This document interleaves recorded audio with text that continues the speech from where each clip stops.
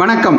வள்ளுவரே, ஒரு விபத்தில் ஒரு ஆள் அடிபட்டு உயிருக்கு போராடி கொண்டு இருக்கும்போது அதை கண்டும் காணாமலும் போகிறாங்களே, அவங்கள பற்றி நீங்கள் என்ன நினைக்கிறீங்க?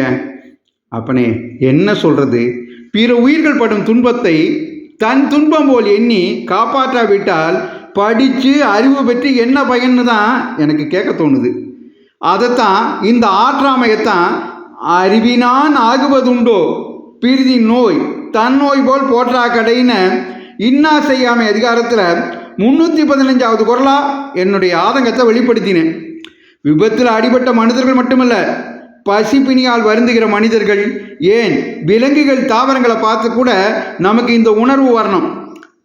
வாடிய பயிரை கண்ட போதெல்லாம் வாடினேன்னு பாடினாரே வள்ளலார் பெருமான், அந்த மாதிரி. அதோட நமக்கு இந்த மாதிரி துன்பம் வந்தால் நாமும் இப்படி தான் அல்லல் படுவோம்னு நினச்சி பார்த்தோம்னா இன்னொருத்தருக்கு மனசாலையும் தீங்கு செய்ய மாட்டோம் இல்லையா? அடடா, என்னமா சிந்திக்கிறீங்க வள்ளுவரே? அறிவினான் ஆகுவதுண்டோ பிரிதி நோய் தன் நோய் போல் போற்றா கடை.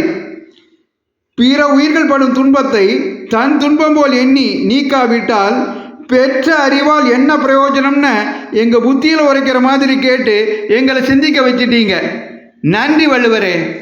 இந்த பதிவு உங்களுக்கு பிடித்திருந்தால் மற்றவர்களுக்கும் பகிருங்கள். தொடர்ந்து திருக்குறள் தெளிவோம் பகுதியை கேட்க பாரத மணி திருநாடு சேனலை சப்ஸ்கிரைப் செய்யுங்கள். நன்றி, வணக்கம், ஜெய்ஹிந்த்.